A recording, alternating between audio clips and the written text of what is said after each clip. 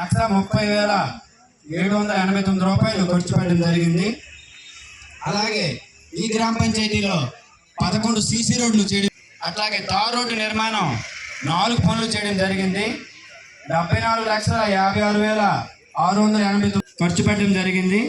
అయితే మన గ్రామ పంచాయతీలో సోషల్ ఆడిట్ అనేది ప్రతి సంవత్సరం కూడా జరుగుతుంది.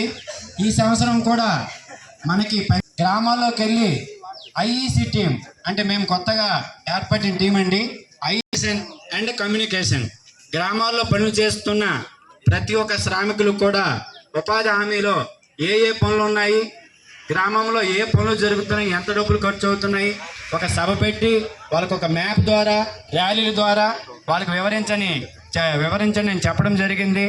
మొట్టమొదటిగా పిఠాపురం నియోజకవర్గంలో కొత్తపల్లి మండలంలో చేయడం జరిగింది.